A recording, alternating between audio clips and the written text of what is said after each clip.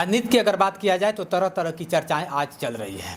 आज हमारे बीच में हैं प्रदेश प्रवक्ता कांग्रेस के राहुल राजभर जी। राहुल राजभर जी से हम बात करते हैं और जानने का प्रयास करते हैं कि 17 तारीख को जिस तरह से यशस्वी प्रधानमंत्री जी ने विश्वकर्मा योजना को लॉन्च किया है, उससे इस भारत के लोगों पर कितना प्रभाव पड़ेगा। पहले तो स्वागत है सर आपका।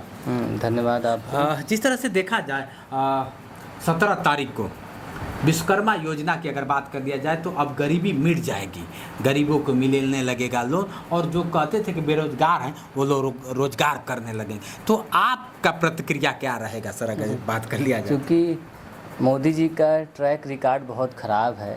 भारतीय जनता पार्टी जिस तरह से तमाम सारी योजनाओं का घोषणा की है, इसके पहले 15-15 लाख लोगों के खाते में देने का वादा किया, फिर उसके बाद हर साल 2 करोड़ नौकरी देने का वादा किया, तो उसी तरह से अब जो है विश्वकर्मा योजना भी ला दिए हैं कि लोगों को रोज़गार मिलेगा। लेकिन आप जिन समाजों के लिए या जिस कारीगर लोगों के लिए ये योजना लाई गई है, आप उनके बीच जाके एक बार बात करिएगा और पूछिएगा उनसे इस योजना में क्या है।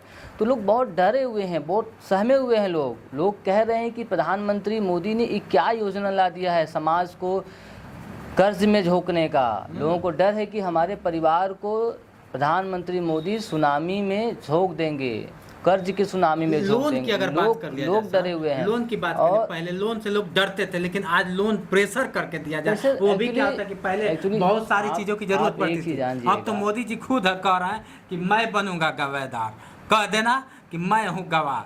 अगर मोदी जी कह रहे हैं गवाहदार, तब तो और डरने की जरूरत है, क्योंकि जिस बात को कहते हैं उससे और सावधान होना चाहिए।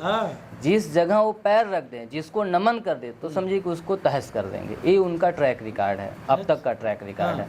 और ये योजना पूरे पिछड़े वर्ग समाज को, क्योंकि इस योजना से ज़्यादा जो कवर होने वाला समाज है वो पिछड़ा वर्ग है, तो इस योजना के तहत ये पिछड़ों को कर्ज में ढकेलने की तैयारी कर ली गई है। और आप एक बात हमको बताइए कि चूँकि इसमें बांस से सामान बनाने वाले लोग भी शामिल हैं, तो अमूमन बांस का जो सामान बनाते हैं, जो डोलची बनाते हैं, जो दौरा बनाते हैं, आप उनको देखेंगे कि उनका मकान सड़कों के किनारे रहता है, झोपड़पट्टी में रहते हैं। बिल्कुल सर। प्लास्टिक के छज्जा लगा के वो रहते हैं। तो आप बिल्कुल पढ़े लिखे नहीं हैं, वो सड़कों के किनारे रह रहे हैं, तो उनका आप बैंकों तक अप्रोच कैसे देख सकते हैं? वो बैंक तक तो जा ही नहीं सकते हैं। नहीं तो बैंक जाने की जरूरत भी नहीं, तक जा भी नहीं सकते हैं। और इसमें पूरी तरीके से बैंकों को लाभ होने जा रहा है। अच्छा। क्योंकि लोन देंगे, लोन की जो प्रोसेसिंग है, जो उगाही होगी, लोग कर्ज में जाएंगे, आत्महत्या करेंगे। इन्होंने एक योजना लाया किसानों के लिए कि हम किसानों के लिए बीमा योजना लाएंगे। और बीमा योजना में किसको लाभ हुआ? आप देखिएगा पूरा जो उस स्कीम को निकाल के कि उस बीमा योजना से ज़्यादातर लाभ जो है, ज़्यादातर क्या सारा लाभ जो है बीमा कंपनियों को हुआ। और तमाम जो किसान जो बीमा कराए और जिनके फसल बर्बाद हो गए, उन लोगों को सुसाइड करना पड़ा। और देश में आत्महत्या की दर भी बहुत बढ़ गई। आप तो क्या होता है, रोजगार मिलने लगेगा। तो आप जिस तरह से बात कर, रोजगार मिलने लगेगा, गरीब वंचित लोगों को क्या होता है कि आप कोई भी, आप किसी भी कारीगर, बहुत बड़ा बिजनेसमैन बन जाएंगे। कोई भी कारीगर समाज के यहाँ आप जाएंगे तो वो काम ही करता है। एक लोहार तो लोहार का काम कर ही रहा है, तो उसके पास ऑलरेडी काम है। प्रॉब्लम काम उनको मिलने की नहीं है, प्रॉब्लम है उनके काम को दाम मिलने की है, प्रॉब्लम है उनके सामान को मार्केट मिलने की है। मोदी जी ने पूरे देश में मार्केट में बड़े बड़े पूंजीपतियों को कुदा दिया है। अब अडानी और अंबानी तमाम छोटे छोटे कामों में उतर गए हैं। अडानी जो है खुद दिया बना रहे हैं, अडानी खुद जो है बनाएंगे आपका जो है, इससे बड़ा क्या देश विकास के तरफ जा रहा है। जब बड़े पूंजीपति इसमें शामिल हो जाएंगे तो छोटे छोटे कारीगर लोग उनका मुकाबला नहीं कर पाएंगे। वो मास प्रोडक्शन करेंगे, उनका सामान इनके मुकाबले ज़्यादा सस्ता होगा, बड़ी बड़ी मशीनों का वो इस्तेमाल करेंगे, तो इसका मुकाबला एक जो है कुम्हार समाज नहीं कर सकता है। तो क्या लगता है कि इस योजना से मतलब लोगों को कितना प्रभाव पड़ रहा है? अगर आप योजना से देखिए, आप किसी भी एक कारीगर समाज के बीच जाइएगा, आप उनसे पूछिएगा तो लोग हंस रहे हैं कि, और हंस भी रहे हैं और डरे भी हुए हैं कि ये बहुत खतरनाक योजना मोदी जी ने ला दिया है और इससे हमारे समाज की तबाही होगी। और जिस तरह से किसान आत्महत्या करने को मजबूर हुआ है, उसी तरह से हम कारीगर समाज भी आत्महत्या करने के लिए मजबूर हो जाएंगे। और इससे जो है समाज ये भी सवाल उठा रहा है। आप एक कारीगर समाज सवाल एक जो है लोहार एक कह रहा है कि मोदी लगता है कि हमको इसी लोहार के ही काम में उलझाए रखना चाहते हैं और नहीं चाहते हैं कि लोहार समाज का या कुम्हार समाज का कोई लड़का पढ़ लिख के यूनिवर्सिटी में जाए, कोई लड़का किसी जो है सरकारी संस्थान में नौकरी करे। वो चाहते हैं कि हम इसी काम में उलझे रहें। वो कह रहा है कि आप वैकेंसी क्यों नहीं निकाल रहे हो, आप हमारा आरक्षण क्यों खत्म कर रहे हो, तो सवाल उठा रहा है। वो तो कह रहा है कि अभी दिल्ली में आप देखिएगा कांस्टेबल की भर्ती निकाली गई। जवाब है ये योजना ना, ये सवाल का जवाब नहीं है, ये सवाल का जवाब नहीं है। सारी योजनाएं मिल जाएगी तो सवाल कैसा? नहीं, ये सवाल का उनकी समस्या का समाधान नहीं है। उनकी समस्या उनकी उससे रोजगार कहाँ मिल रहा है? अब वो रोजगार जनरेट कहाँ हो रहा है? 3 लाख रुपए जब मिलेगा सर तो उससे रोजगार ही उत्पन्न होगा ना। आप अगर मोदी जी जो कारीगर समाज है उसकी मदद करना चाहते हैं तो सीधे 15 लाख न भेजें, उसके खाते में 2 लाख भेज दें, 3 लाख भेजें, डायरेक्ट भेज दें। क्यों उसको कर्ज दे रहे हैं, क्यों उसको लोन दे रहे हैं, क्यों उसको आत्महत्या के लिए एक नई परिस्थिति पैदा कर रहे हैं उसके लिए? और सीधे उसकी मदद कर दें ना, इससे उसको मदद नहीं मिलेगा, उससे उसकी हानि होगी। वो तो कह रहा है कि हम ये चाहते हैं कि आप हमारे लिए नौकरी निकालो, आप हमारे लिए वैकेंसी निकालो, आप हमें विश्वविद्यालय में पढ़ने का अवसर दो। आप विश्वविद्यालयों में हमारे आरक्षण को खा रहे हो, आप जो है हमारी जो नौकरियां निकल रही उसको खा रहे हो। एक मैं आपको उदाहरण दे रहा हूं, अभी चूंकि बीच में आपने बात को रोक दिया, दिल्ली में कांस्टेबल की भर्ती निकली, उसमें पिछड़ों के लिए 27% आरक्षण के हिसाब से सीट रिजर्व होना चाहिए था। लेकिन सरकार ने क्या किया कि 27% के बजाय 5% के आधार पर उनको उनकी सीटों को रिजर्व किया। तो आपने तो 27% आरक्षण खा लिया। तो ये सवाल पूछ रहा है पिछड़ा वर्ग, ये सवाल उनसे कर रहा है कि आप हमारी वैकेंसी नहीं निकाल रहे हो, आप हमारी नौकरियां खा रहे हो, आप हमको विश्वविद्यालय में पढ़ने जाने का अवसर नहीं दे रहे हो, बल्कि इस जो है पारंपरिक काम में हमको उलझा के रखना चाहते हो। बल्कि योजना का अगर देखा जाए तो बल्कि हमने एक प्रजापति समाज के व्यक्ति से बात किया जो कि सामाजिक तौर पर बहुत जाने माने हस्ती हैं। उन्होंने कहा कि हम तो हैरान हैं और बहुत दुखी हैं कि सरकार हमको उसी जजमानी सिस्टम में दोबारा लाके फंसाना चाहती है जो जातियों के भेदभाव पे बना हुआ है, जो तय करता है कि एक चमार समाज का व्यक्ति ही चमड़े का काम करेगा, एक कुम्हार समाज का ही व्यक्ति घड़ा बनाएगा, एक लोहार समाज का व्यक्ति ही लोहे का काम करेगा, एक धरकार समाज का व्यक्ति ही दलिया बनाएगा। ये सरकार उनको मजबूर करना चाह रही है। ये उनका सवाल है, ये समाज का सवाल है कि हमको मोदी जी इसी काम में उलझाए रखना चाहते हैं, हमको एक नए जजमानी सिस्टम में लाके फंसाना चाह रहे हैं। तो ये उनका सवाल है। तो इनकी इस योजना से तो वो सारे सवालात खत्म हो जाएंगे। नहीं, जब उनको रोजगार मिल जाएंगे तो सवालात खत्म नहीं हो रहे हैं। एक चीज जानिएगा कि मोदी जी जिस समाज के तरफ निगाह डाल दिए या जिस काम की तरफ निगाह डाल दीजिए उसकी तबाही तय है। अच्छा, उसकी तबाही। इसी बनारस में आए, मछुआरों के बीच उन्होंने सभा की और मछुआरों के बीच सभा करते ही उन्होंने मछुआरों की जीविकोपार्जन की जो व्यवस्था थी उसको तबाह कर दिया। अच्छा। उनके नाव को चलने पर प्रतिबंध लगा दिया।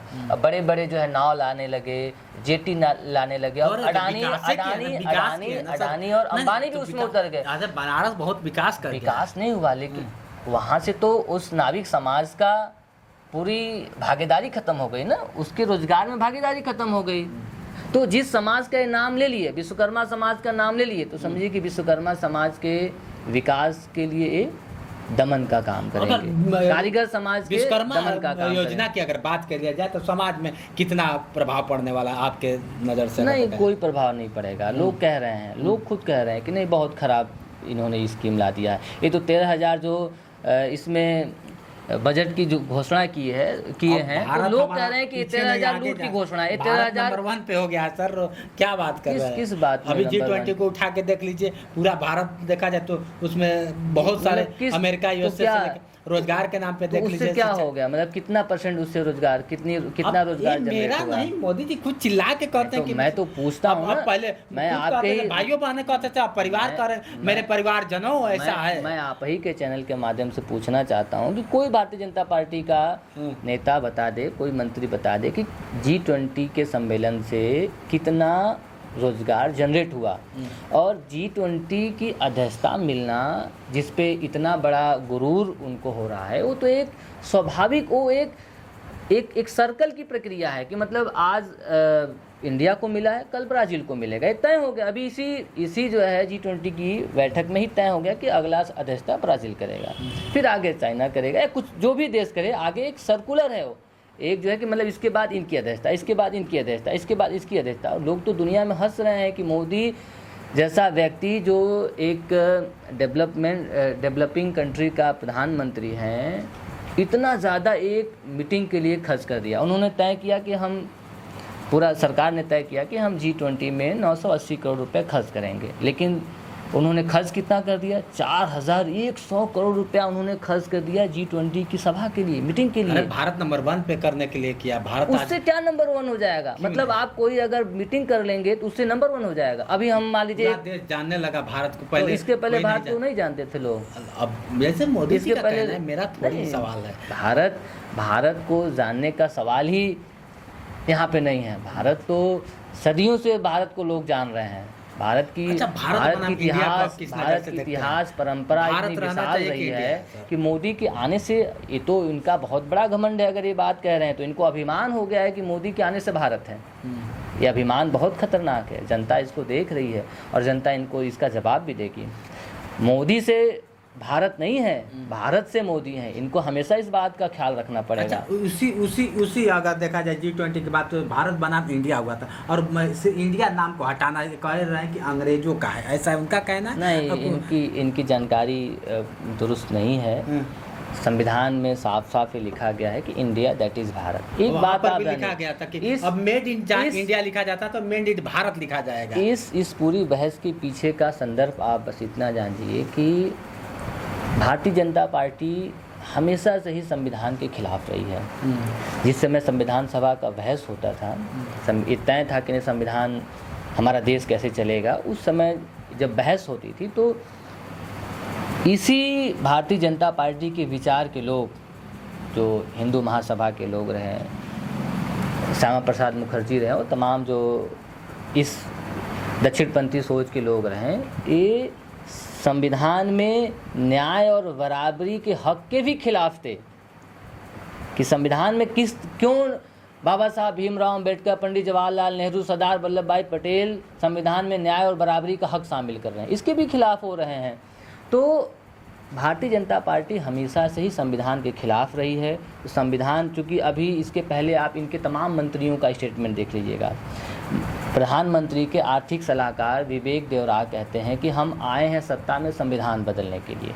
तो ये इंडिया बनाम भारत का बहस तो एक अलग सवाल है, लेकिन इंडिया बनाम भारत के ही वृक्ष वो भारत के संविधान को ख़त्म करना चाहते हैं। वो बाबा साहब भीमराव अंबेडकर की उस संकल्पना को ख़त्म करना चाहते हैं जिसमें गरीबों, वंचितों, मजलूमों को बराबरी का अधिकार दिया गया है, जिसमें न्याय की संकल्पना की गई है, जिसमें एक गांव गरीब किसान के दलित को एक ताकतवर सामंती श्रवणवादी मानसिकता के लोगों के बराबर लाके खड़ा कर दिया। उस संविधान के खिलाफ वे हैं।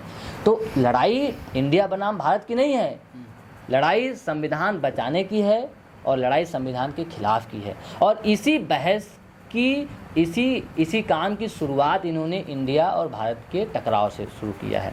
तो ये संविधान को बदलना चाहते हैं, इंडिया दैट इज़ भारत को बदलना चाहते हैं। चलिए, वीडियो लंबा होगा अब, इसलिए ज़्यादा समय नहीं लेना चाहेंगे।